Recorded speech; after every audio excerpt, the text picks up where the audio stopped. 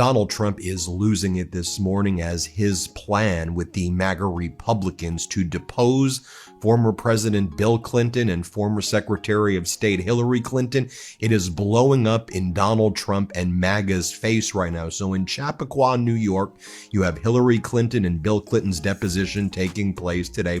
But what the press were asking the MAGA Republicans who showed up for these depositions, although they weren't at Les Wexner's depositions, but what the people want to know and what the press want to know is, why is Donald Trump covering up FBI 302 interviews from survivors who have accused Donald Trump of sexual assault when they are minors? So that was posed to James Comer. Comer, what do you have to say about that? Here, play this clip. Are you concerned that there has been a cover-up of sexual abuse of a minor by President Trump? There are missing FBI records that appear to be. No, we're looking into the accusation by the NPR. We don't know the answer to that. We know what the administration says. We're still looking to get a definitive answer on that. Also, James Comer and the MAGA Republicans who showed up to Hillary Clinton's deposition in connection with Epstein. Why in the world are the Clintons being deposed here? What are we even talking about? Clinton's name's not even in, Hillary Clinton's name's not even in the files, but okay. You wanna go there, Comer? All right, what about Howard Lutnick? Why isn't Howard Lutnick's deposition taking place? And watch what James Comer says. Here, play this clip. So we'll do one more question. Go ahead. In the spirit of bipartisanship, would you then ask the Commerce Secretary Howard Lutnick to come testify? It seems like he has some information. That's very possible, and I think I think it's a good possibility that his name will arise in some questioning today. It'll be on my list, and I have an email I printed off for Hillary to ask about Howard Lutnick today. Okay. So God's watching. We're asking again, and I want to remind everyone, we've already brought in Alex Acosta and Bill Barr for deposition. That's two Republicans in the Trump administration. So this isn't just about Democrats. This is about anyone that has any knowledge of Epstein, the investigation. I think we all agree the government failed. The government failed the victims. And what our role is, we can't prosecute anyone. But what we have been doing is getting transparency to the American people. We subpoena. Then you have Democratic Congressmember Garcia. He held his press conference outside where Hillary Clinton and Bill Clinton were being deposed. And Congressmember Garcia says, what we really need to be talking about is the fact that Donald Trump and his regime are hiding massive amounts of information from the Epstein files. And specifically, we know he's hiding files that are from individuals who say that when they were minors, Donald Trump sexually assaulted them. Those accusations are now being hidden. Watch Congressmember Garcia make it clear what should really be discussed right now. Here, play this clip. But I also want to say, which I think is very important, that at this very moment, the Department of Justice continues to lead a White House cover-up. And we're going to be demanding, even over these next few days, that the remaining files that have not been released get released to the public. And that includes new files that were just discovered in the last couple days of a survivor that has made serious accusations and allegations against not just Jeffrey Epstein, but also against President Trump, and about abuse that she suffered when she was a minor. We have seen the DOJ files and the archive manifest that clearly shows that the interviews and information around this survivor have been removed and are missing from the DOJ files. Where are these files? Who removed them? Those questions have to be answered. What we have is a survivor that we have verified, that others have verified, and those files are missing. And it's not just those, it's an additional 50% of files that are missing. It is unconscionable, it is illegal, and Pam Bondi and the president need to answer to where those files are. And that's going to continue to drive our. Then you have Democratic Congress member Subramanian. Here's what he had to say. I'm Congressman Suhas Subramaniam. We're here today in New York to talk to Hillary Clinton and tomorrow to talk to former President Bill Clinton.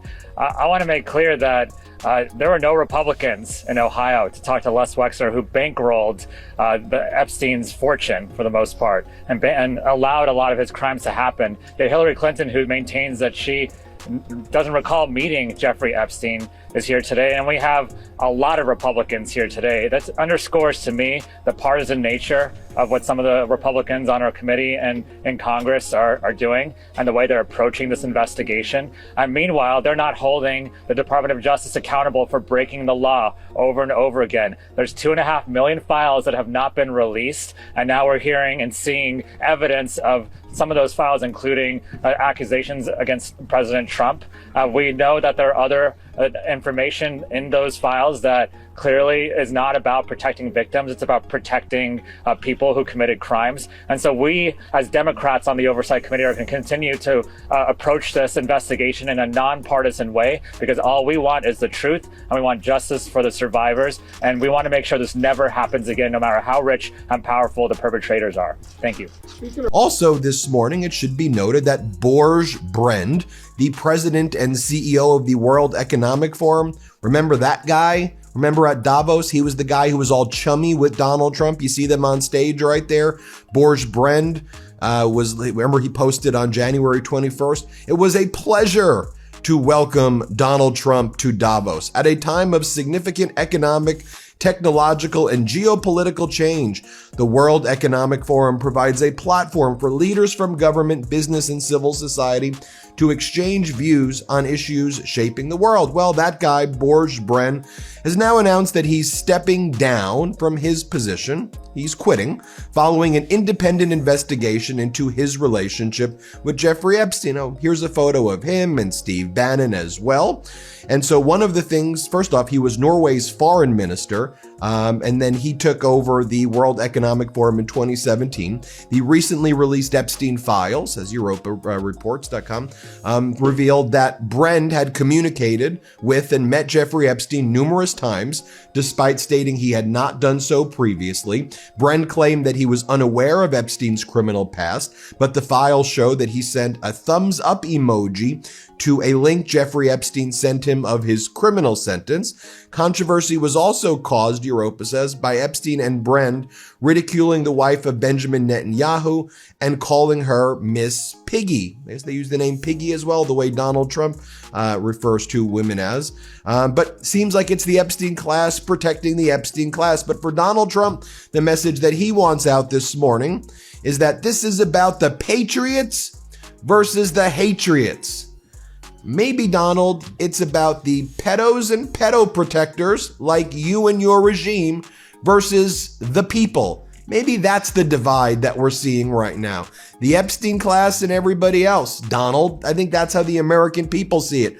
Donald, and then the Epstein class protectors all had to rush on state regime media this morning to protect dear leaders' fragile but rapidly deteriorating, cracking ego.